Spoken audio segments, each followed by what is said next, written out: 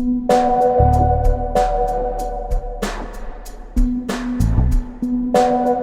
to do this. Good to see you. Great to see you. Thanks for coming out, man. I appreciate it. What a beautiful place you have. Thank you, man. Excited to talk to you. I don't know how many conversations we've had, but it's got to be, 4, 5, 6 or something like that. And each one of them for me start out the same way, which is like, where are we going to go? Yeah, I don't know, but we'll figure it out. Yeah, it's really good. I mean, the first thing is that I wanted to know a little bit more about is how this adventure that you're having with the podcast is going for you and evolving. It's really cool. I've watched it grow and I've watched it evolve and I've watched you take risks and try new things, and it's been really cool. And it's exciting to see it connecting with audiences. Like, I feel proud of you. I was just going to tell the story. I want to just say out loud again, thank you, because what happened was you said, Mike, I'd like to get you on the podcast. And I said, I think I know what a podcast is, but, and so it was meant to be a good conversation is how you sold it to me, if you will. And we had a great conversation on, this was like, it was a long time. It had to be, at least 3 years ago, I think. Yeah, for sure. It must've been. And I loved it. And I saw what you were doing, and I got to tell my story. And not that my story matters, but it was wonderful to be able to talk in depth in a real conversation about things that really mattered to me. Mm-hmm. And I thought, I'd like to give that gift to other people. Yeah. And now you're doing it. I mean, I think I even said to you after that, like, you should have, the medium is perfect for you. It is. You know what happened for me for a long time is that, so as a licensed psychologist, who I work with and the nature of what we talk about is privileged. And so I don't own the rights to any of that. The client does, the patient, if you will. And I don't call them patients. I don't, right? Like they're extraordinary humans. And so the word patients has a funny little term or baggage with it. But so that was all kept in like this working laboratory, very much a sanctuary type experience and relationship. And then so the thought of being able to have a public conversation was never a thought. Right. And until you said, no. Like, why don't you get some of your friends? Why don't ask your clients? Well, and also it's just your approach. It's the way you ask questions. It's your curiosity, and it's the ideas that percolate out of those conversations that are applicable in a broad way. It doesn't have to be a patient, doctor relationship. No, it can't be. Right? No, it can't. And I hope that people that come on Finding Mastery don't feel like that. But I will say that people walk away saying two things. They say, that was intense. Yeah. And I feel a little better because of it. And a lot of like, no one's ever asked me that question before. Yeah. But I hear folks on your podcast say the same thing. Like, good question. Probably not to the extent they say it to you. And what's funny is that I mean, we have so much overlap in our guest pool. Like, there's at least a dozen people there's been multiple occasions where somebody came right from your show and came to me, and vice versa in the same day. Twice. For sure it's happened twice. And I always think to myself, like, the competitive part of me, like, damn it, Rich. I'm always like, I think Anthony Irvin came here right after doing yours, and I was like, oh, he's going to be tired. Michael just put him through the guy's got nothing left, No, he was awesome. Didn't he have great energy? But I love listening to your like, because what you do is similar, but it's very different. And I'm like, oh man, why didn't I think of that? Why didn't I think of that question? And you get to go so deep with these people. Like, you're very gifted at it. Well, thank you. And I would say, where you take where you take folks is like so organic and so real that attraction pays dividends for listeners. And as let's call it I don't know, what kind of listener am I? I've got like at least 3 lenses when I listen to others' podcasts, including yours. One is like, I'm a learner. I just want to learn. Another is as a trained psychologist, like to see the depth and the nature and the stuttering and the hesitations or the exuberance to go somewhere. And then the texture of those responses. Right. And then as like this quasi-professional, like the linking of questions and the linking of thoughts. So your organic nature, like what's happening right now, is right. Just, I mean, you're going to make me self-conscious now. Yeah. Oh yeah. Yeah. Because the laser eyes are upon me. Oh, like, God, it's so good. No, it's not like that. But I've actually had to work, I would say almost my entire, adult life for sure, and it probably goes back to earlier, to extract judgment and to What does that mean? Like to not judge, to not be critical. And I think there's a real thought that to become great at something, you need to be critical. I'm not sure that I would ever, now that what I've come to learn, would prescribe that is a path. But there's discernment. Discernment is different. Yeah, for sure. But the thought like that I'm going to put you under some sort of something, I'm not critical of myself nor you, like, but I'm really curious about the intensity, the curiosity, the tone, like where are you going to take the conversation? How am I going to respond? And so anyways, what I wanted to ask you? I wanted to ask you about, so we both had Alex Honnold on, and like, I think he's one of the most significant minds in sport right now. And so I'd love to ask you our setup was different. So I had him in a live environment. And so it was, you were like at USC in front of a huge auditorium. It was amazing. And so, but it's a different nature when it's a public conversation. There's a little bit of a fishbowl experience.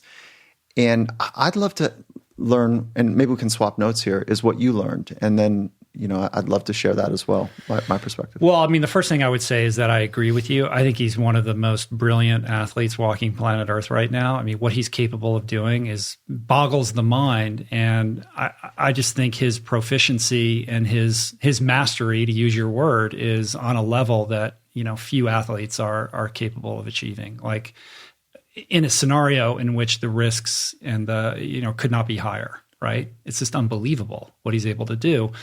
And I think what I took away from him, well, a couple things. I mean, first of all, speaking of ego is the enemy, there's a tremendous groundedness to him and humility that I would imagine must be due to parenting and the way he was raised, because, you would expect somebody of that stature to carry themselves a little bit differently. So I found that to be very impressive amongst, his many qualities, but I think that stuck with me the most. And I think the other thing was his ability to exercise that discernment so that he can be focused on the things that are most important to him, right? In a world in which he's getting pulled in a million different directions, he has the strength and the will to turn that channel down so that he can do what he's here to do. Yeah, very cool. I think for me, he represented all of that. And I found it to be, there's one other thing, his ability to trust himself. Mm-hmm. If he does make mistakes, it's not like he's mistake free, but when he makes mistakes, his ability to adjust and his ability to trust himself to adjust in a very highly consequential environment is like no other. Right? There's only handfuls of people and handfuls of environments, workforces, if you will, that is, it's that intense. And I spent some time, brief amount of time. I always have such a high regard for people that put their lives on the line for other people's well-being. And I spent some time on the USS Truman, and it was a dip in and dip out. It's one of the beautiful aircraft carriers, or very intense aircraft carriers at the American Navy. And so it's the most dangerous place to work is on the air deck. Mm-hmm. And when I was talking to, it was the XO, or was it CO? XO, who was one of the two heads of the USS Truman. He was a former pilot. And the way he described to me his craft, he says, "Have you ever been in a car accident?" And I said, "Yeah." And he said, "Do you remember the adrenaline that happened?" I said, "Oh yeah." Like there's a lot of, have you been in one before? No. You have not? Oh, other than like a fender bender. Yeah. Never okay. been in like a real was there adrenaline rush there? I don't remember. Or was it more Probably. like what was that? I'm easily, the adrenaline rush is easily triggered. Does that happen? So I would say yes. Very cool. So he said, so let's say that somebody hasn't had that experience as a car crash. If you can recall what he was trying to conjure up, the most intense adrenaline rush you've ever had, he says his left leg would shake. And here's the story he shared with me. And I'm going to map this back to Alex in just a second, is that this is how he was trying to describe the danger in his job and the way it feels, is that he was driving, he and his family, they loaded up a rig and a truck and a fifth wheel. Is that what you call it? Like they were moving and he was taking some stuff to the new destination and he was tired. And he's a tough guy, he says, and he's kind of trying to grind out the fatigue. And he starts to drift out of his lane and he comes back to, and there's a semi screaming his horn coming the other direction. So he swerves just a little bit. I can't remember if it was ice or not. I can't remember that part of the story, but it's like he felt very out of control in this moment. And he's like, okay, I got it. And then all of a sudden his fifth wheel started to parallel with his car. So it was like what do you call that? Like a jackknife. Hydroplane. Yeah. Yeah. So he was hydroplane, but the back rig, if you will, was now parallel to his truck. Right. So he makes this kind of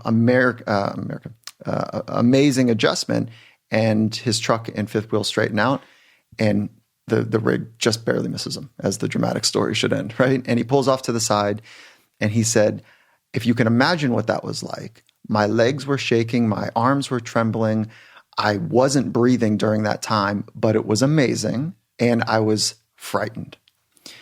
And he said, that's what it's like every time I try to land on an aircraft carrier. Wow. So that intensity will get Alex killed. So that's not what Alex has. And so when we think about dangerous risk takers, dangerous environments, risk takers, that's not the same environment that Alex lives in. That's not his internal system. His internal system, as I've come to understand from many of these folks, is that there's a quietness with a deep trust that I know how to get myself out of a jam. I know how to adjust to difficult moments, even when the consequences potentially limb or life. And I loved it. And at the same time, I thought it was one of the hardest interviews or conversations I had. Was it? Why? Because his nickname is No Big Deal. Yeah.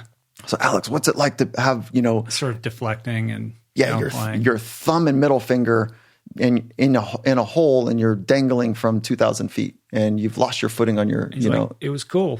I know. Yeah. Where do you go with that? It's funny because it's arguably the most extreme amongst the extreme sports, but it isn't. And it's like you said, it's not an adrenaline boosting thing. It's quite the opposite. He has to get himself into this incredible, almost like a trance-like state of extreme focus and calmness. And in terms of like intuition, my sense is that he's just a highly integrated human being. Like he knows how he ticks, he knows why he ticks. And I don't know what process he undertook to understand himself on such a deep level, but I think that is foundational and one of the keys to his success. And I think, in terms of speaking about that more broadly, and I'm interested in what you think about this.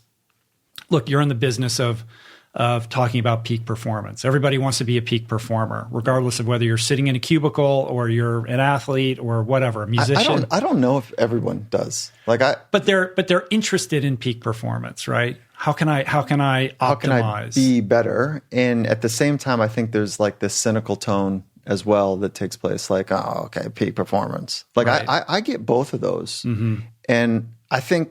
I want to hear why you think everyone wants it, because my experience is that most people nod their head that they want to be better, but don't want to do the work. And so that's why all these life hacks are so popular.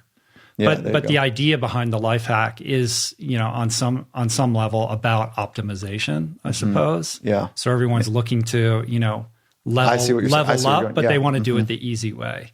And so to bring it back around, like the point that I was making is when you look at someone like Alex, he's able to optimize on such a high level because of that profound level of self-understanding that he has, right? And that's the part people don't want to do. They want to skip that part.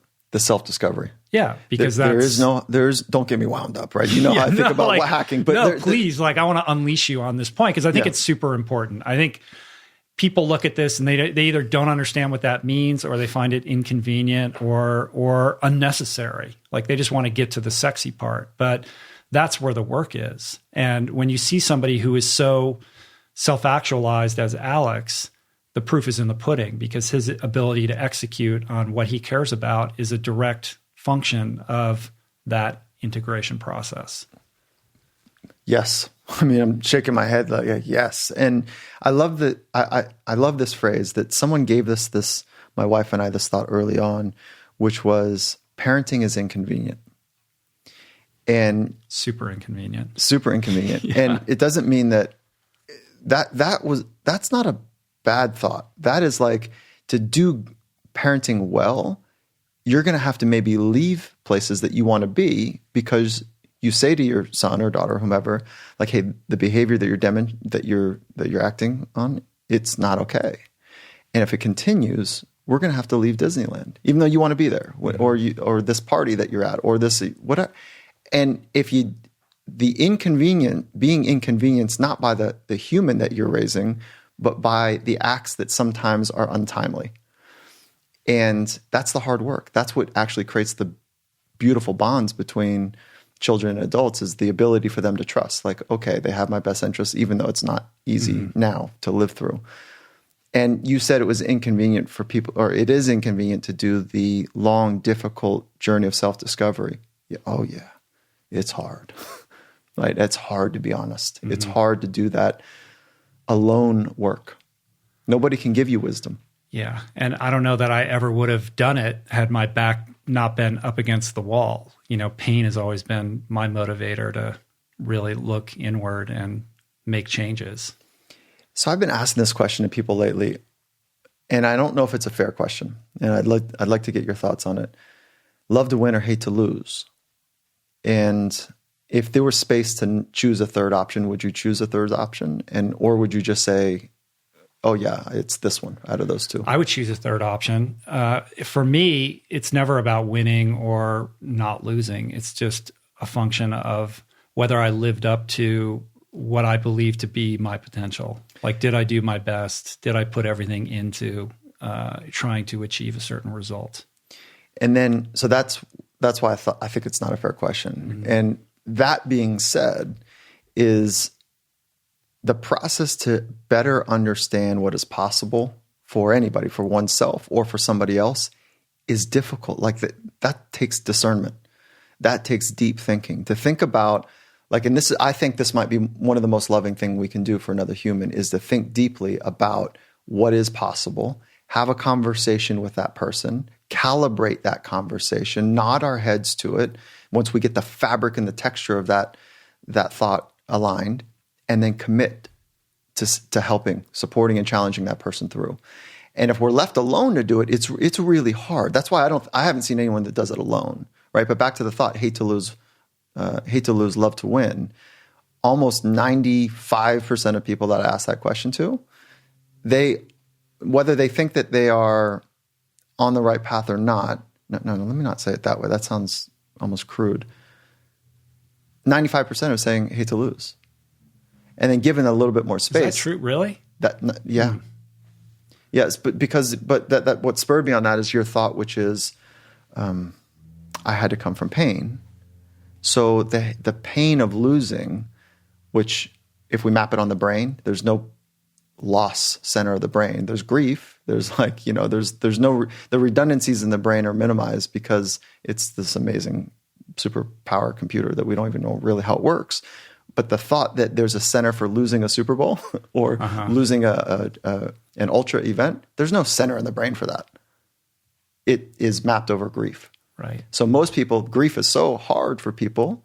And then when they go put their butt on the line and go for it in a competitive environment or a vulnerable environment, and they come up short, it feels like grief, and that's hard. And so hating to feel grief is the response. That's how I decode that thought. Like an avoidant strategy.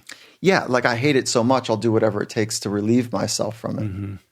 And I'm not sure that that's a beautiful way to do, the process. Yeah, no, I don't think so. Yeah. So when you sit down with, somebody that you're working with, like, how do you begin to figure this out and find a different through line to connect with that person to perhaps provide a foundation for a healthier motivation? Well, we tried to get clear. The first part is that, not first part, but just value the discovery process. Let's just nod our head that the initial part, you're asking me like when I'm doing my craft, is that right? Right. Like as a sports psychologist or performance psychologist. Yeah. So the way I've structured it is that we spend 8 hours together. That's a long day. Mm-hmm. By the end of the day, we're exhausted.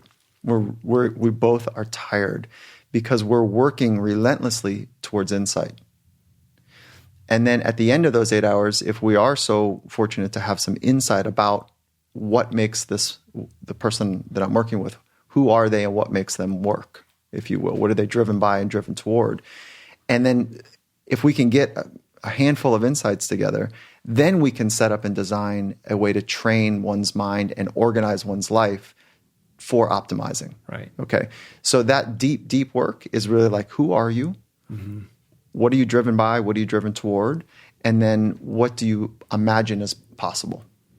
And so but in order to really get to the heart of that, it's not just a function of like, oh, what drives you? Oh, I want to win the Super Bowl or I want to win an Olympic gold medal. Yeah. Okay. But is that really what's driving them? Like you have to get beneath that, right? Wait, it's like 18 questions beneath that. Like, So do you have like this like, what's the strategy? Like, how do you begin to pull those layers back and get to the heart of who somebody really is? You know, what's a fun part that I don't ever talk about is that, okay, I want to kind of link two things together. One is I was on a recent podcast, I'll keep it nameless, and I got really fiery during the conversation. And I said to the interviewer, I said, you know what it feels like to be on this side of the conversation? It feels like you've grabbed me by my ankles.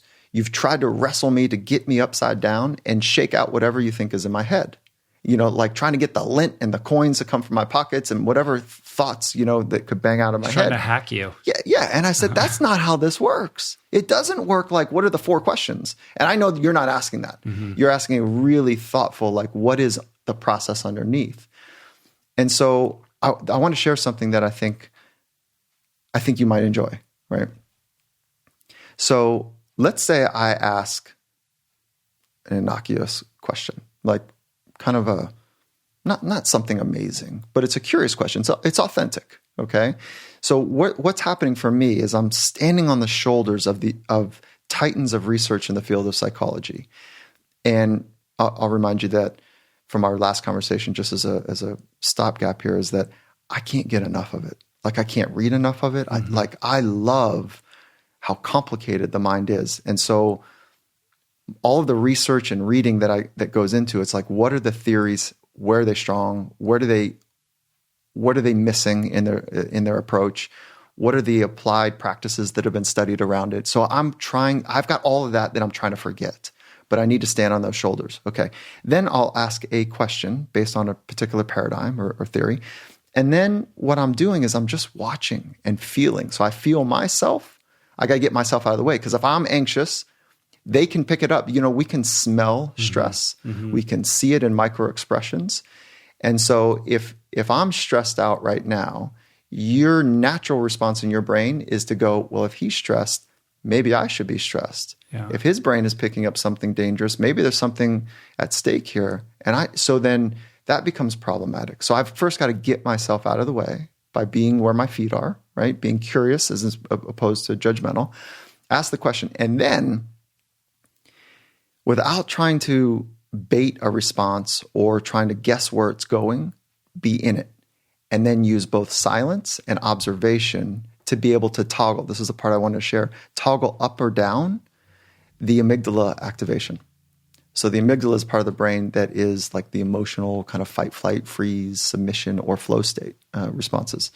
That last one is asterisk. You know, There's not enough research around it right now. Okay, so just providing enough stress where their brain lights up, but trying to figure out if we've crossed that threshold where the brain begins to shut down. Thinking clearly and thinking clearly becomes compromised because the emotional center of the brain is too active. So that is like the art. You're like turning these dials, sort of, right? Yeah. Well, it sounds dangerous, but it's more like I'm not turning them. I'm trying to be the filter, like the receiver of them. And then if I ask just this question and say it in this kind of way, what happens? And as soon as somebody begins to maybe get angry or break out in a sweat or find a sense of relaxation or peace, it's like, oh, look, what just happened? And so then we use the experience in the room to work to calibrate. And when you're doing that like probing process, I mean, part of that I would imagine has to do with finding a way in. Like, how can I, like, what are the levers here that I can play with to motivate this person to, unleash, perhaps potential that's hidden within them. And I would imagine you're going to come across some levers that would work, but are unhealthy. Like, oh, this guy, I don't know, he hates his dad. So I can play with that, and I could get him to, really, I could perhaps get him to a new level in his, whatever his expertise is, but that's ultimately not a sustainable methodology, right? I love it. Okay, so one of the thoughts is there's an assumption that I'm making is that you hold all of your insights. You are the container of wisdom as well. So there's nothing I'm going to say that is going to provide wisdom. Like, it's already inside you. We just need to figure it out. Everything you need is already inside you is the basic assumption. And you said, like, to help motivate people.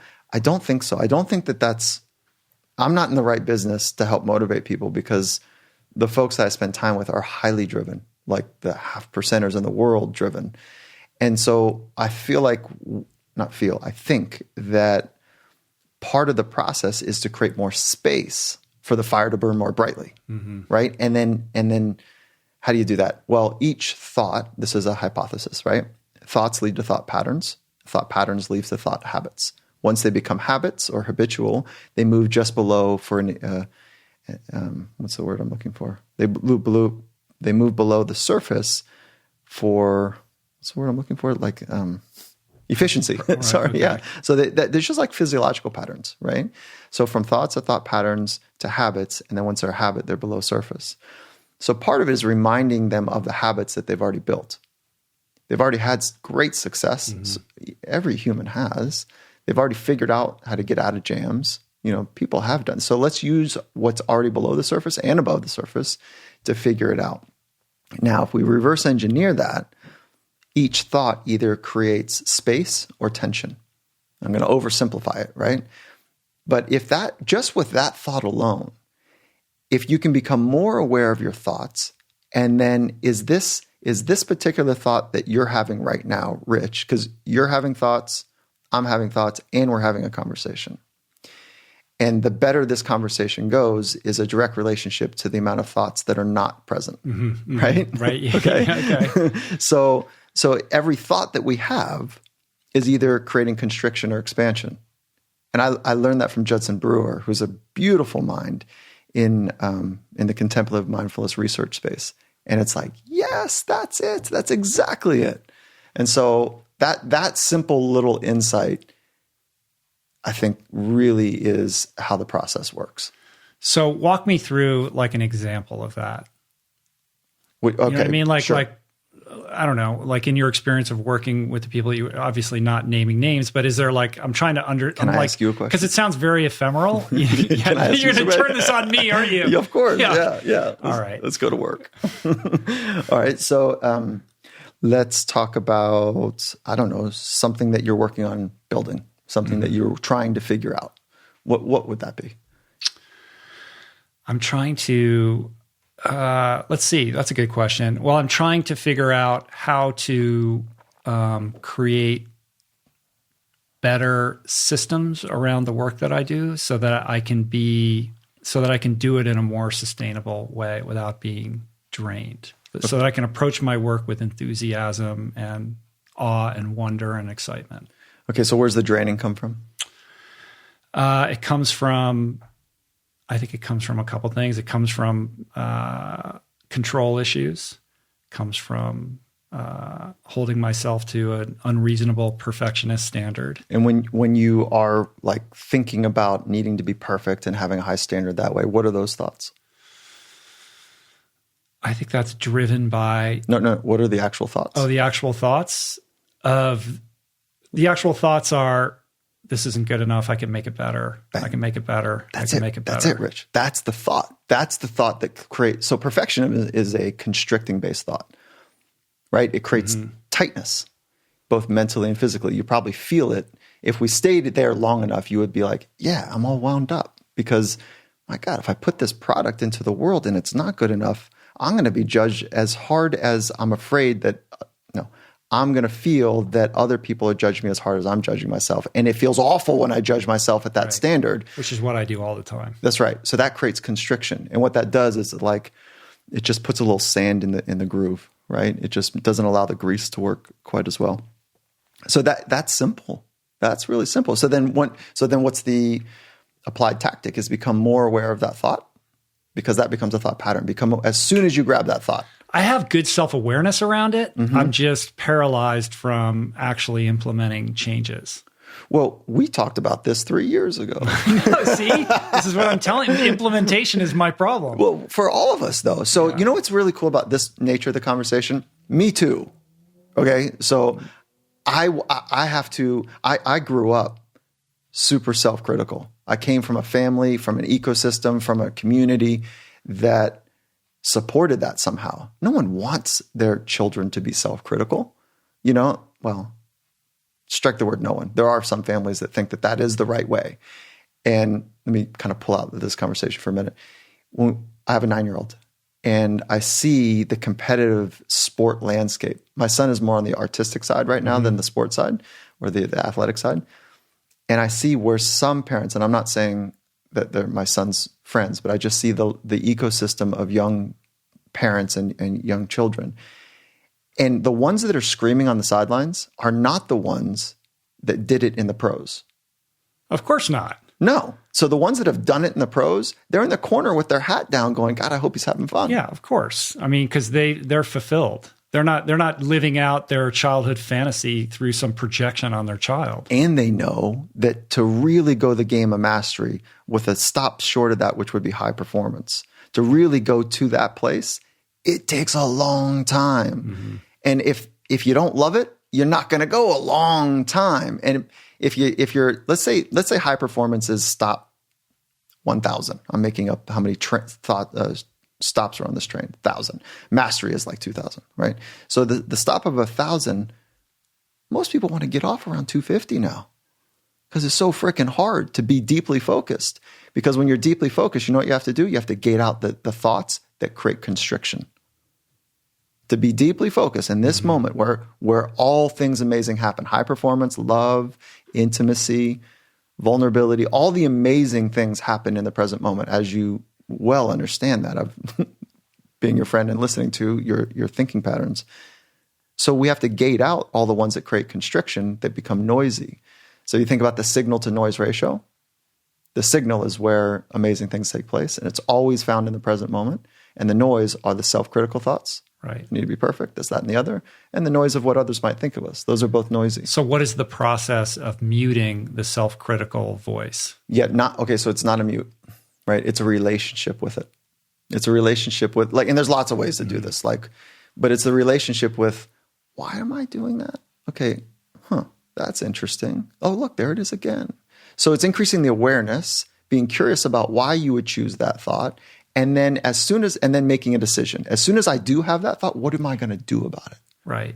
Well, I think it's even deeper than that because, at least in just speaking for myself, and I've seen this with other people, these behavior patterns that are perhaps, leading us astray can be part and parcel of our identity and also what we imagine or project are crucial aspects of our success equation. So I can easily make the argument, for example, that my perfectionist standard, my control issues, that's how I was able to even get here to this place where I get to sit here and talk to you.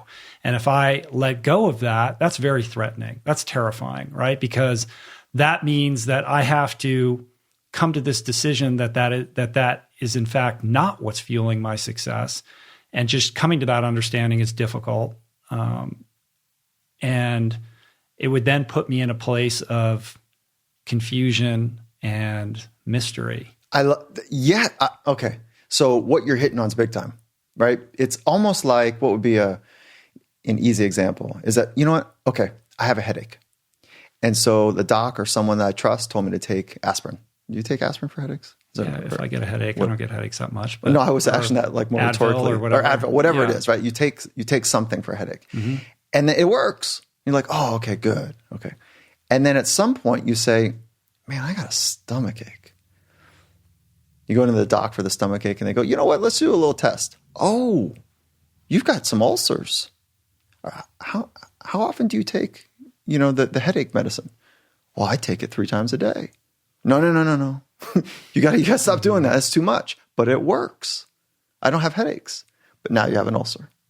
So it's a little bit like this system that got you here. And I see this all the time. The system that got me to a certain phase of my life, even this phase of my life, has worked, but there's limitations. And I see it with like world-class athletes that say, what got me here? I've got 2 gold medals. I've got, this, that, and the other accolades.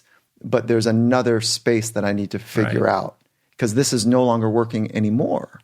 And so it's like now the question is, do you stop taking the medicine? Right? Because the initial pattern was that you had headaches. So now you got to figure out how to not have ulcers and not have headaches. Yeah, I think that reminds me of my conversation with Carrie Walsh Jennings, who you know well. That idea that, like in the context of athletic performance, like, oh, the way that you become successful is you live this monastic life and all you do is train. And then, as you grow older, life gets more complicated. And if you want to continue in your career, you have to provide the space to let other things into your experience. And that can be frightening, right? It's like, no, the only way that I can win gold medals is if I live alone in a hut in the woods, right? And then to come into an understanding that actually you might even be better if you let go of that idea. That idea may have gotten you to this place, but it's not going to take you through 3 more Olympiads. So well said. So there's 2 components that we're talking about. The journey of self-discovery, and I'd love to unpack that a bit. And then what we're talking about right now is a psychological framework. So both are foundational. Both are foundational to be able to have a strong base to explore. Psychological framework really is, how do I understand the world? How do I understand myself? How do I make rational and clear sense of events that take place in my life? And there's 3 basic buckets for a psychological framework that I'm really fascinated by that have been thematic. One is optimism versus pessimism.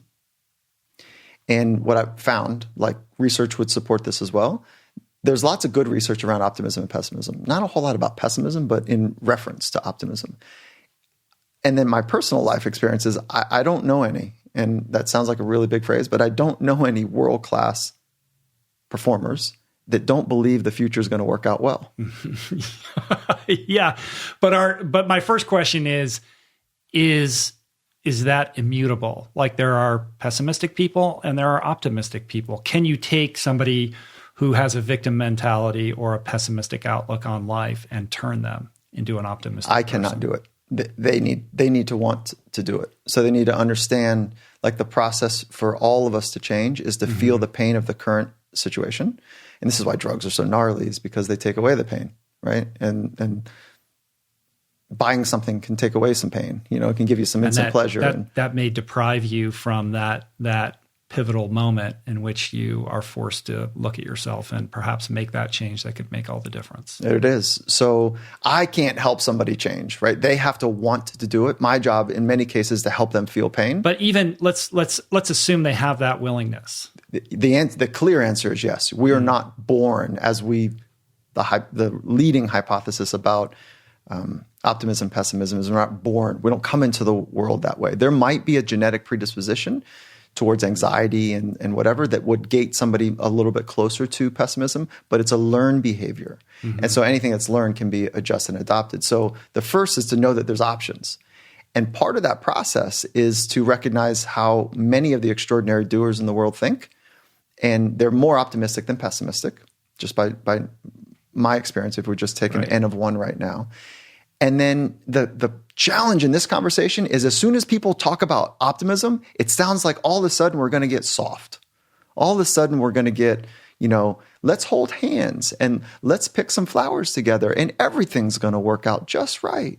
That's not what optimism is. Optimism, we think that optimism is at the center of mental toughness, to have the mental discipline to be able to stay the course when the shit is not going right. Mm-hmm. That's the thing right there. Well, it's fortitude. It takes a tremendous amount of faith and composure to say, I'm going to devote like this huge part of my life to this goal, whether it's professional or athletic or whatever it is.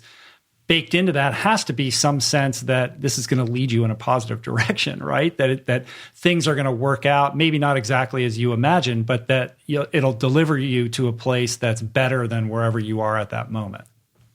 That's exactly right. Okay, so then at some point, how do you chip in, right? How do you really trust yourself? How do you trust that whatever it is that whatever bet you're going to play, that it's going to work out? And if it doesn't work out, you have the ability to figure it out. Mm-hmm. Okay, so we've got optimism, we've got locus of control, and then we've also got grit. And those are three pillars in the psychological framework that I think are really important to pay attention to. Mm-hmm. So grit, as you know from Angela Duckworth, passion, perseverance for long-term goals. Control, the locus of control. Like, are you controlling what's 100% in your control? Are you working towards that or caught up in the noise of the other things that are really important but you can't control? And getting those three cobbled together on a consistent basis, that's a nice, significant piece of work to have some durability on the long play in life. One of the things that you talk about a lot that is just one of my favorite subjects is this idea that we become the stories that we tell about ourselves. Yeah. Those become predictors of future behavior and outcomes. And I would imagine in the same way that, on the scale of optimism and pessimism, that these stories are mutable. I know they're mutable, but they're very powerful, right? So in your kind of inquiry earlier, I was thinking about some of the stories that I've historically told myself. And a lot of them are around this idea that, I don't think I'm that talented, but I have this huge work ethic capacity. I know how to suffer. I actually like suffer. I have it's all imagined, and it plays out as truth, but I've been able to make my way in the world and overcome whatever talent deficit gap that I have because I'm willing to and capable of outworking the next guy.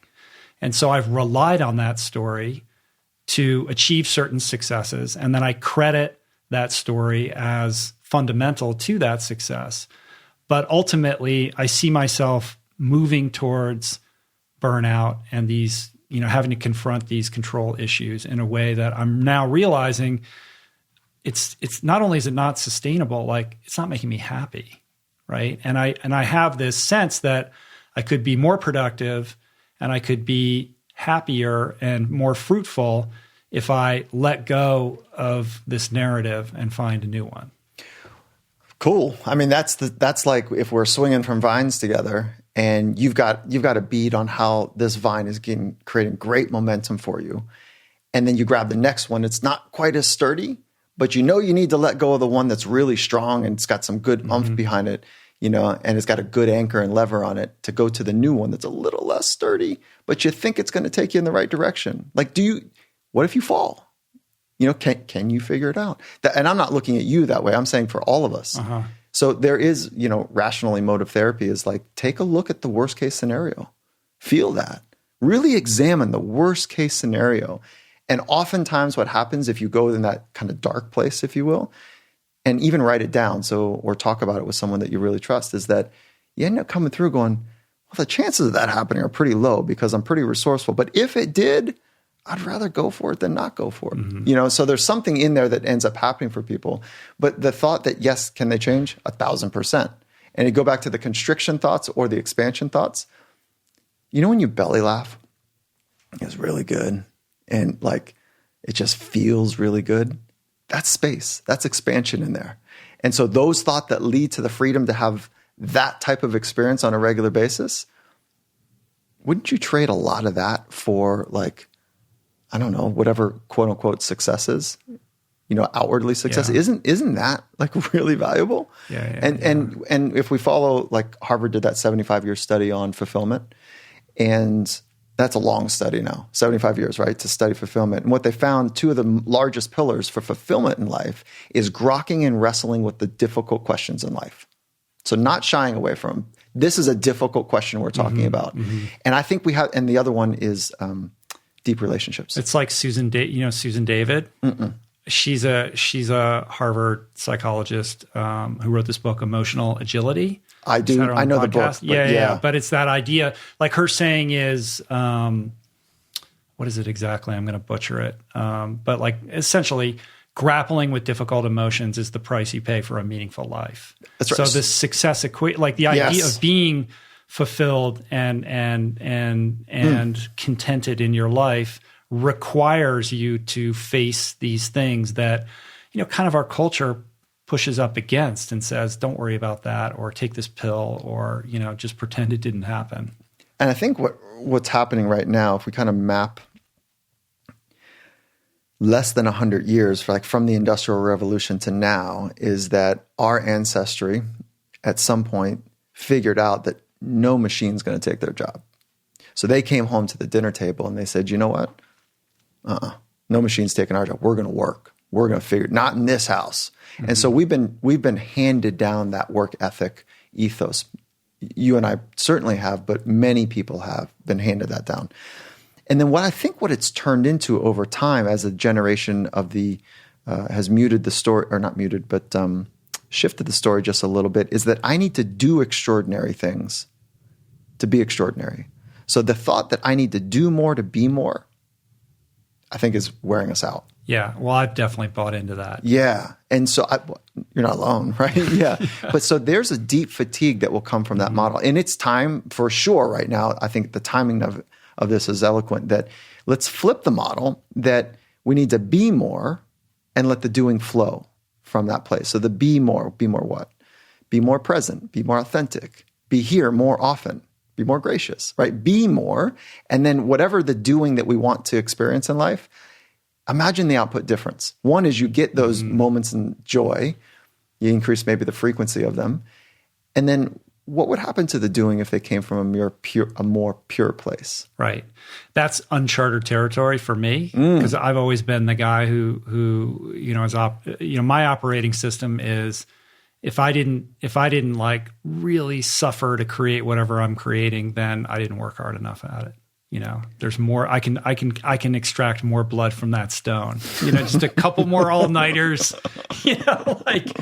And I can make it 0.0001% better.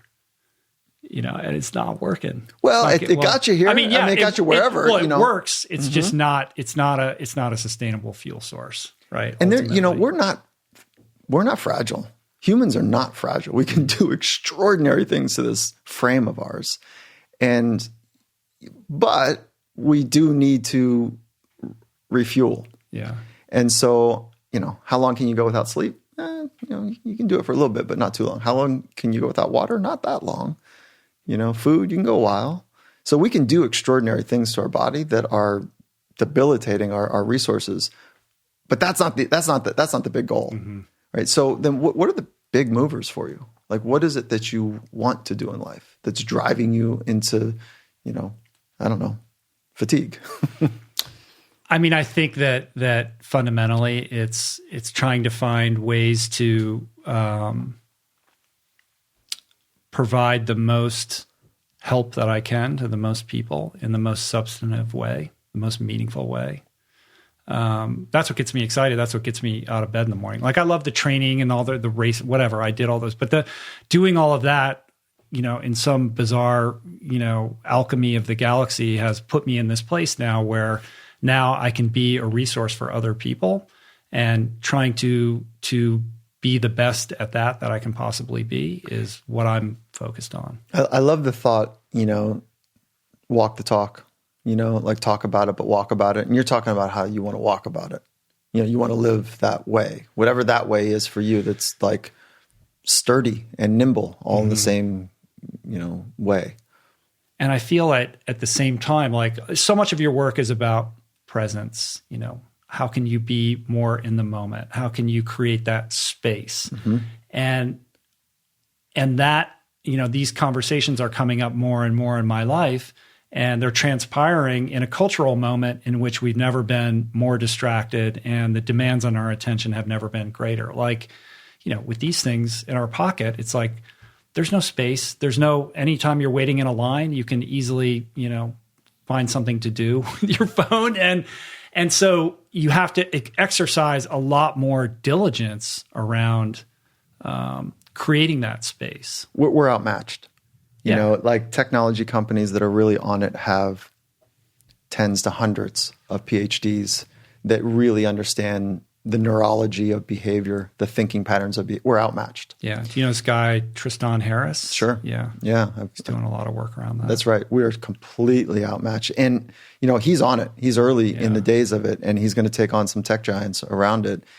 But I will say that, let's say, I'm bullish on technology. I think that, yes, we need to move in that direction, but knowing that there's a counterbalance. So I feel the same things that you do, like the draw to the dopamine hit by checking my phone, by trying to catch up with the onslaught of emails that come through, and yes.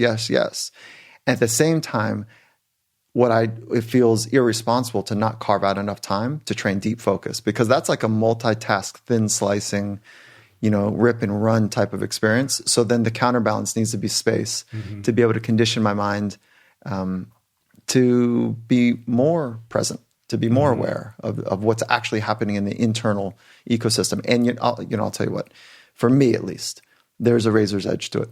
It's frickin' hard to be truthful and honest, and the vulnerability, even when nobody else is around, to be vulnerable with oneself is hard. And so externally, I've been fascinated by the razor's edge. That was my early fascination about sport. So working in hostile and rugged and extreme environments, if you will. And what I've also come to value is that some of the most intense environments are the ones that we have within just ourselves. You're sitting at home alone. There's nobody at home. You could do whatever you want. What are you going to do? Exactly. And that's the ultimate battleground, right? Oh my God. But like, when you create enough space to listen to that inner experience, that inner dialogue, that inner narrative, whatever you want to call it, which is, it's a human experience. You learn some stuff about yourself you don't want to be reminded of. You don't want to remember that you're a coward, that you're dishonest, that you're afraid that you're going to be exposed. And I'm checking the list for things that I don't want to say about me. And I'd like to play the game that those are not me. Those are for other people. That's me too now. And it's hard, because you know what we want? We want to be noble. We want to be courageous. We want to be caring. We want to be great as a human, as a doer and a beer. And, you can't get there without some real discerning honesty. What do you consider to be your biggest challenge at the moment? I mean, since the last time we talked, your profile is growing, your podcast is growing, you're on stage interviewing people, and you're, counseling Fortune 500 companies and professional sports teams and Olympians. Like, what is it that you struggle with that you're trying to work through? Being present. I mean, it's the same thing. It's like signal to noise ratio. And so, like, in the weeds, it's like, what are the most tactical decisions that set a course? And so as a business person, making those decisions with my team is challenging, and so that's part of it. No one has to pay me to do performance psychology. I love it. Like, the performance psychology and like being a craftsman, I love it. But there is a cost to it. Let's be clear. The reason there's a cost to it, because it pulls me away from other loves. It pulls me away from time with my family. And so there is a business model that's at play, but I love it. I made a commitment to never charge a kid again, never charge a family structure again. And so I'm not doing that. I'm kind of laughing because I don't have time at this point, right? But so I have 2 clients a month. That's how I set up the crafts part of my job that I talked about earlier. But the harder things that I'm trying to sort out is like the business decisions that are happening real time and very quickly, that keeping up with the momentum feels like we're running downhill, which is a great place to be. But at any given point in time, it feels like I could easily slip, skid my elbows, leave some blood on the turf, and So I don't want to be anywhere else, but those are the challenges. And then, even internally in our business, like Coach Carroll and I from the Seattle Seahawks, we've built this business together, is like getting the culture of our business right is challenging as well. We're highly thoughtful and ambitious people that have independent thinkers. Like, how do you get all of our noses to line up in the same way? Mm-hmm. That's not easy too. Mm-hmm. And so what is it that you're trying to achieve? Like, what is the legacy that you aspire to? Yeah, I was going to ask you the same question, and I asked you first. I know, and I'll answer it. And I'll say it tongue in cheek, like 1 in 7. And so 1 in 7 people would be this amazing idea to help. Let me start where this thought originated. So we're working with a world-class organization, and the CEO, Satya Nadella, says, this is like, I'd love this for 100,000 people, and that's like, whoa, and so we started really small. We incubated small. Mm-hmm. And so the thought going into that was like, okay, well, how do we get to 1 in 7 in the organization? And if we can get to 7, or I've been like thinking 1 in 5. The first thought was 1 in 5 because everybody has 5 friends, like that thought. Right. And so, but I think the number is probably 1 in 7 if we really want to have larger impact outside of one business. So let's just use the 1 in 5 for example right now. 1 in 5 people in Microsoft. Then what about 1 in 5 people in another company? What about 1 in 5 people on the West Coast of America? What about 1 in 5 people in America? And what if we could do 1 in 5 people over 2 continents? Like, would that be crazy? That would be crazy. And what is it that you're trying to do with that 1 out of 5? There's only 3 things that 7. there's only 3 things that we can train as humans. We can train our craft, our body, and our mind. And what if 1 out of 5 people we can help increase the frequency of them living in the present moment by showing them not just the value of it, but how to train and condition your mind to manage the noise, to get to the signal more often, because the signal, the present moment is where it's found, is where the most extraordinary experiences in life happen. Mm-hmm. And so that becomes, for me, this really beautiful thought about a pebble in a pond. And if we can get that pebble to resonate in the right way, the ripple effect, the relationships that people have with other people, it feels like it's extraordinary and wonderful. And, there's a business on the back of that for sure. Yeah. I'm not lost on that. But that's what we want to do. 1 in 5 people, show them and hold them accountable and love them and support them and challenge them to condition and train their mind to be more present. To be more, to do more. I like how clear you are on that. Oh, yeah. You've definitely thought that through. Yeah. I mean, and that's where the Finding Mastery podcast has been like this fun accelerant to it. Uh-huh. Now, in the podcast, there are high-level conversations, that we don't get too deep into the weeds of how, but there are certainly things we can talk about today, but like there's certainly some very practical things that we can all do to set us down that path a little bit further. Well, one of the things you talk about a lot is the importance of having a philosophy, right? Like, what is your life philosophy? And if you can't articulate that, then there's some work to be done there, right? So when I ask you about legacy and you answered the way that you did so eloquently, is that different from, like, if I asked you what's your philosophy, is it similar or? No, that's a cool question. No. So what I described is not necessarily legacy at all. What I described is a mission. Mm-hmm. So I actually have a little bit of an aversion to the thought of legacy because it feels like, to me, when I think of the word legacy, I think about what other people will think about me when I'm gone. I don't care. Like I'm not motivated or driven by that in any shape or form, but I do have this insatiable mission that feels right for me and my family to go on this mission together. And I'm not alone on this. My wife is like, whew, since we were 16, like you guys have been together forever, right? Yeah, that's just so. And she's got her path and I've got my path, but it's a commitment that we make together. There's been lots of sacrifices, that we've made together. Like for 18 years, every Saturday night, I was in a sweaty gym with about 100 athletes trying to sort out my craft. So that's 18 years. Every Saturday night, we didn't have date night. Mm-hmm. Like what an angel, like seriously, like, wow, thank you, Lisa. So there's that part. But so for me, it feels like a mission, not about a legacy, but a philosophy are the guiding principles that help me line up my thoughts, my words, and my actions to have true alignment with the mission. Right. So philosophy is different. Those are the principles. The mission is like, what am I hungry for? And so those are the two.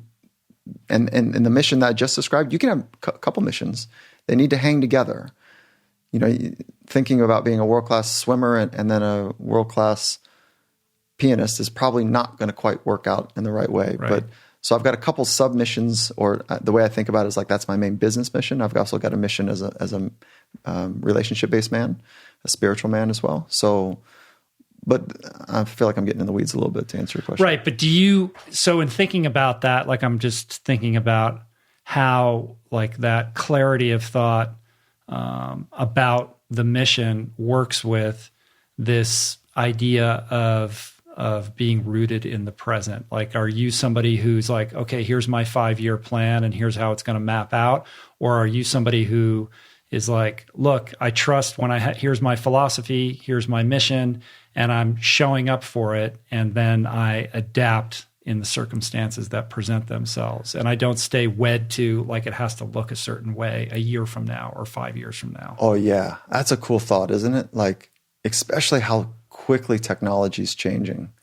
But I do know, I don't know how to answer that. And my history well enough that I got out of high school with not a clue what to do. I got out of my first year of my first college with a bachelor's degree with not a clue what to do. Mm-hmm. I dropped out of my master's program because it wasn't right. I thought it was going to be. I got out of and then I went back to a different school, a different course of study.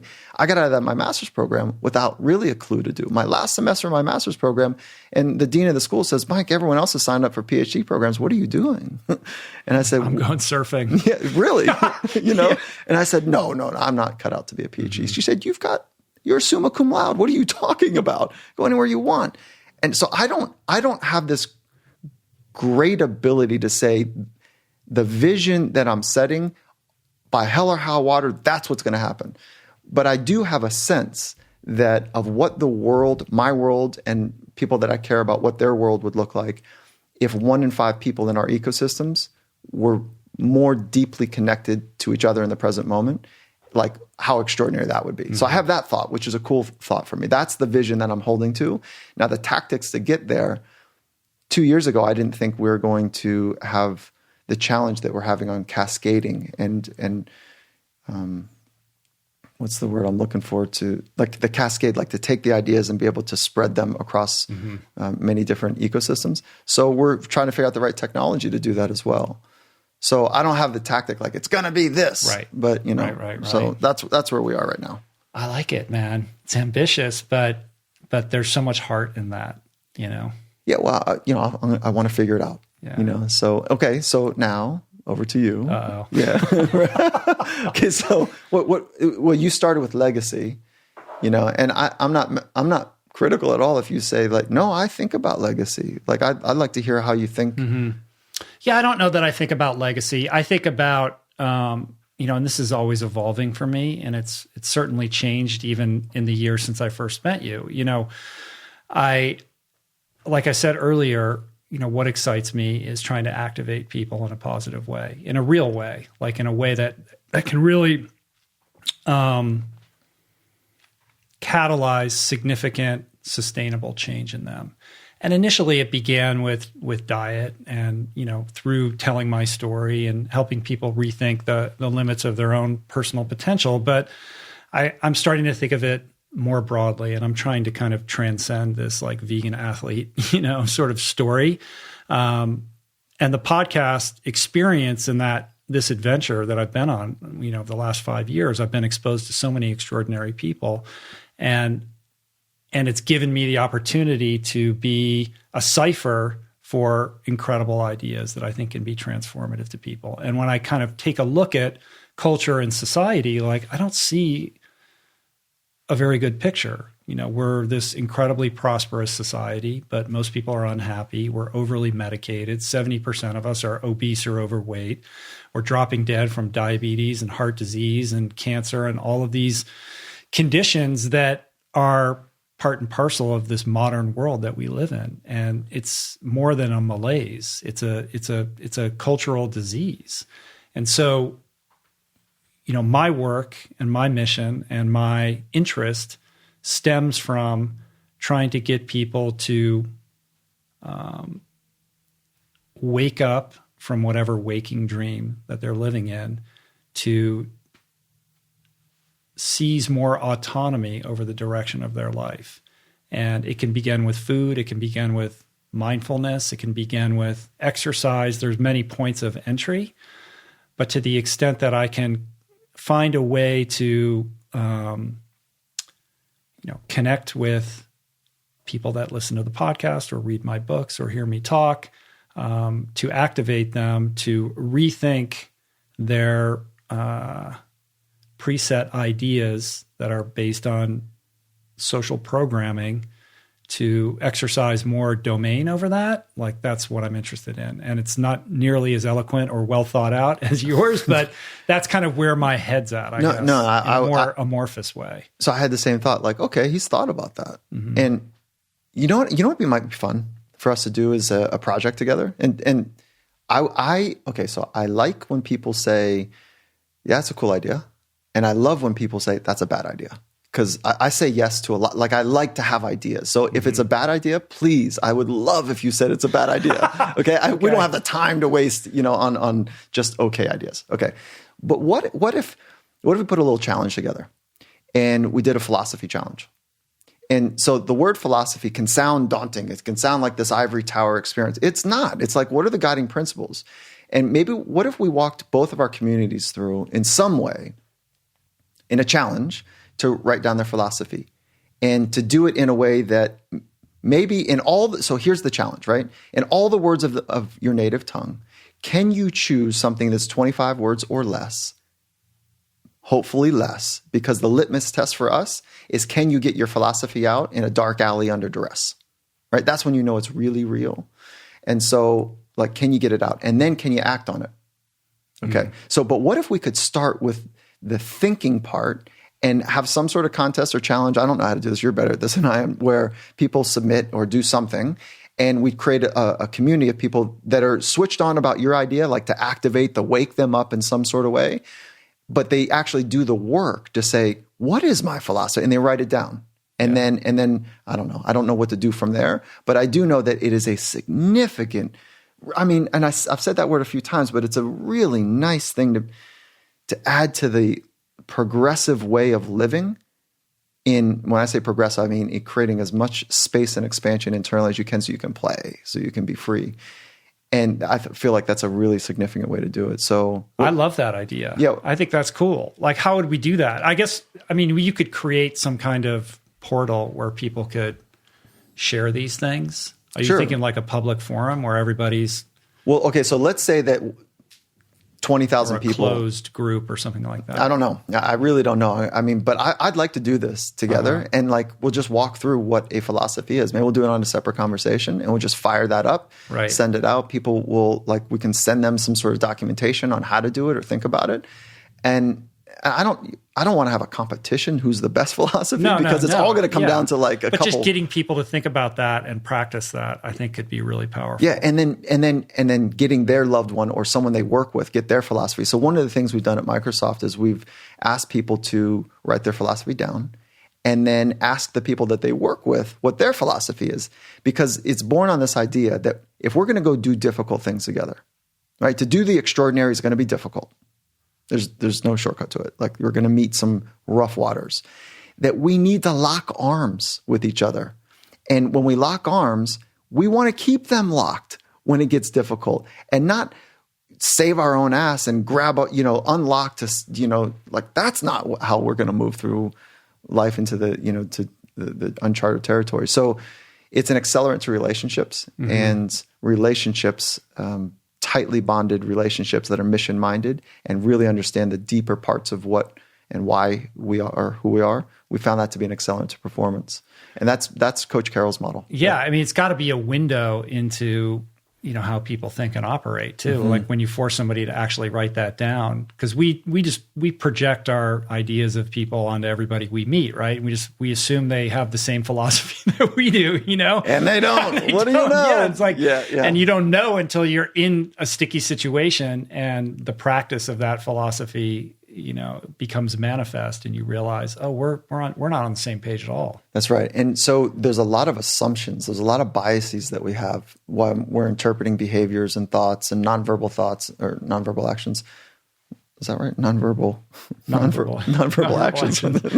What is that? Yeah, there's a lot of assumptions we make. So doing the work ahead of time is like the front loading the relationship to be able to go the distance with each other.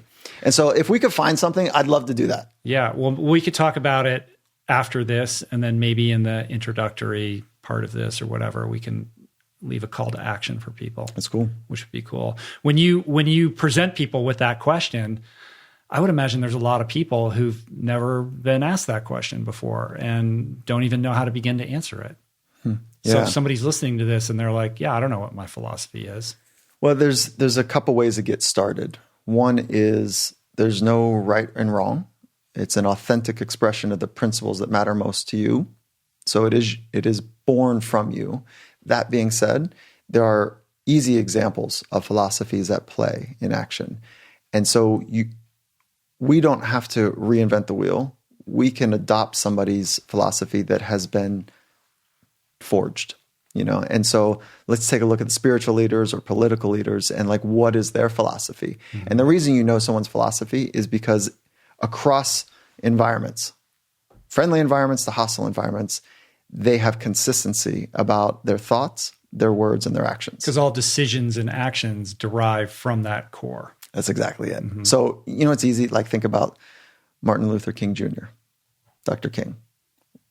You know what he thought about a lot? Equality. You know what his words were about? Like, I have a dream about men and women being equality.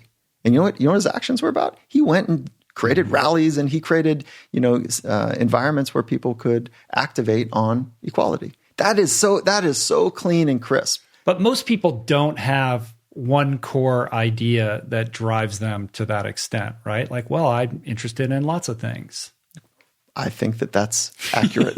Yeah. I think that's very accurate. It's the rare individual who makes one idea their mission. So he turned his philosophy into a mission. So his philosophy was about equality. And then he had some other words that he would, I got you. Right? Yeah, So let's do Malcolm X. His philosophy was also about equality, but the style in which he went about it was dramatically different. Yeah.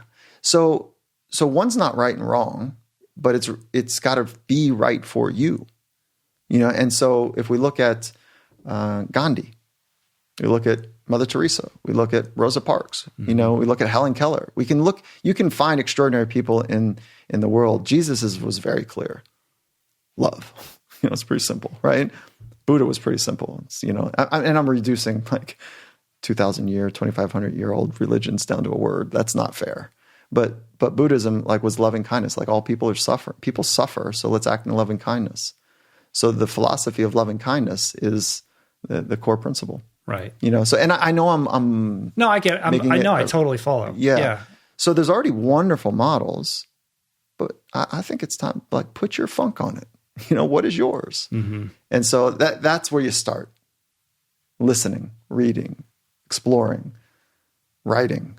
And so, come on, Michael, I don't have time for that. Yeah. So just tell me how to. You just want to hack it? I just want to find mastery. Come on, tell me the 5 steps to mastery. How about I give you your philosophy to life? Yeah. Is that what we should do? Yeah. Yeah. I'm sure you get this. So tell me, Michael, you sit down with all these high performers. Like, how do they do it? Yeah. Wait, we're actually talking about it. Yeah. I know. Yeah. And they work their ass off and they recover. Uh-huh. And they're pretty principle based, most of them. Let's talk about balance. Mm-hmm. Can we do that? The mythical ridge line of balance. Yeah. What's your perspective on the conversation that swirls around the primacy or irrelevance of balance in the context of living authentically and performing at your potential? I think balance is so overrated. This concept, like the mythical ridgeline that one day I'll have balance. I don't know anyone that has balance. I don't have balance. And so I think it's way overrated. And the thought that you're supposed to have balance or that I'm supposed to have balance created incredible stress for me. A lot of self-judgment. Yeah. So I say, forget about it. That's what I say. I say, forget about this idea of balance and work on being present. And so is there a different word like equanimity? Like, is there a different word that would capture? You are so smart. I Perhaps don't really even know what that means. I like to use it too. I don't know if I know what it means either. Yeah, I think that maybe, but you know what balance conjures up is like, I've got the right balance in my life between work, between family life, between hobbies, between whatever. I don't know anyone that has that. I really don't.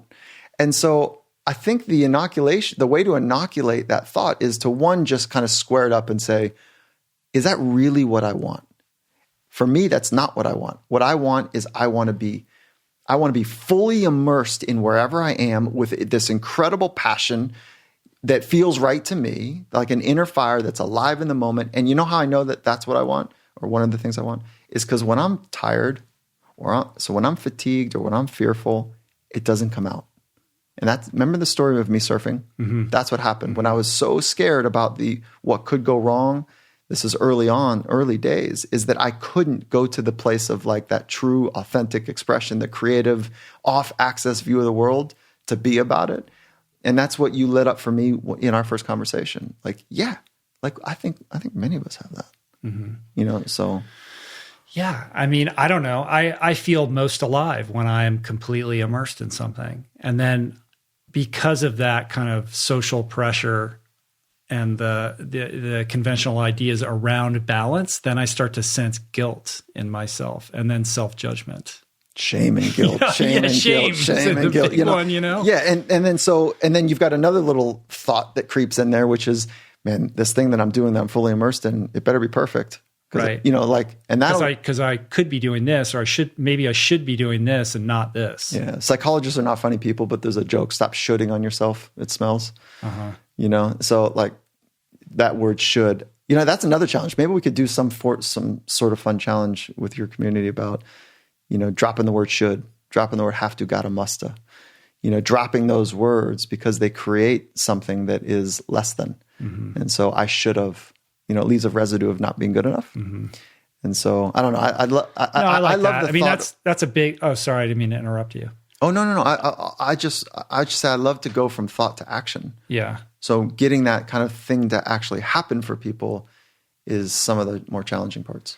I think that's a missing piece in this podcast adventure that I've been on. There's all the information, but there isn't enough, and there's takeaways and all that good stuff, but there isn't enough action steps. So for you, I wanted to share this thought for you is the talk about it, walk about it piece. You living the search of self-discovery, the process of self-discovery, and living in an authentic way about it, and not having all the answers, because people listen to you, oh my God, smart, talented, good looking, fill in the blanks. You're looking at me like I'm as screwed up as the next guy. Yeah, but like just being about it, that's really important. And I think that I realized early on that some folks would say to me, hey, can you just show up at the competition? And I didn't understand it. Now looking back, I understand it. I just reminded them like, hey, no matter what happens, like it's good. Like you're extraordinary as a human. Like this is so much fun. What a gift to be able to lay it on the line. And that reminder that I don't need to be perfect. I just would show up that I don't know that would happen long ago. You're doing that for hundreds of thousands of people. Hey, we're okay. Like let's keep learning and growing. So just going on the journey is an incredible, imprint on wellness, on performance. So I just want to say that out loud for you. So I've appreciated it. I appreciate myself. that, man. Yeah. Thank you. Yeah. I mean, I think, look, man, I'm just trying to figure it out like everyone else. You know what I mean? Me too. And I don't have all the answers, but I can tell you I've learned a lot over the last 5 years. And I can't imagine my life without this podcast. It's been unbelievable. the exposure that it's given me and the audience to all these amazing minds that are doing incredible things. And when you said earlier, like, hey, I'm a fan of technology. It's like, look what technology allows us to do, unfiltered, without any middle person, to just connect with people who, look, we live in Los Angeles. We're amidst a community of all kinds of different people, but there's people all over the world that listen to your podcast and my podcast who feel alone in their communities and don't have the exposure to some of these people. So it's a gift. And when you talk about getting rid of the shoulds and the have tos, like that's, something I learned early on in recovery, is to banish those and replace them with the get. Like, I get to do this. I get to do this. And that's a very active way of practicing gratitude, bringing gratitude into your life. So very applied way, right? So you can say the concept or the thought and even back in all the science that would help support it. But until you practice it, it's not real. Yeah. It's just really not real. You know what? I had thought a solution. Maybe we'll dove this in later, is that, let's say the philosophy or something. So we're going to fire up this thing called Live in the Tribe. So we've got Finding Mastery Tribe, and it's a group of people that are supporting and challenging each other. And so we're going to do Live in the Tribe. It's going to be on Facebook, but maybe we do something live, you and I, and we go on and we prime people, like when this conversation lands or when you air this conversation, and say in 3 days, 6 days or whatever, we figured this out together. And then we have a conversation live on the Tribe together. And then that could be like whoever kind of cool. like blows us away, or I don't know how to actually rate them, because I'm enamored with all of them. They're all equally good. So maybe it's the first person. I don't know what we do, or the first person that got 5 people to do one with them. And so I like that, man. Yeah. Wouldn't that be fun? That would be cool. Yeah. So what's really lighting me up about this whole thing is just the idea of moving into this more action oriented phase of activating people, in a way that, there's practices and tools that are actually available to people that can move the needle for them. I like that. So thank you for that. Thank you. I think we did it, dude. How long have we been going? We're an hour and a half. That's good, man. Yeah. No, I was afraid that you and I were going to go for like 3 hours. And I was like, oh, I'm not going to be that guy. I hope. Yeah. So thank you for the time. That's good. Thank you, man. How do you feel? Great. You feel good? Yeah. Thank you. You ready to eat? I am. Let's eat, man. Thanks for coming out. So I'm ending this like it's my podcast, but I was going to say, if you want to connect with Michael, he's easy to find. Findingmastery.com. .net. That's right. Michael Gervais on Twitter and Instagram, and the Finding Mastery podcast, wherever you listen to fine podcasts. Check it out. And I want to upload this on Finding Mastery as well. So check out Rich's podcast. If you haven't done it, make sure you're connected. richroll.com. Is that right? And again, where all the podcast players are. And your Twitter handle is? @richroll. That's right. And Instagram as well? Same thing. Same thing. It's easy when you got a cool name like that. So make sure you check it out. And the inspired conversations that are happening there are beautiful. And go back to the source of like why I even got into space was because Rich created an ecosystem where it felt wonderful to explore and to do it in a way that could be authentic. So thank you. Yeah. And thank you for deciding to do it and taking it next level. Let's go. Continue to inspire me. So proud to be your friend. Thank you. All right. Peace, my friend.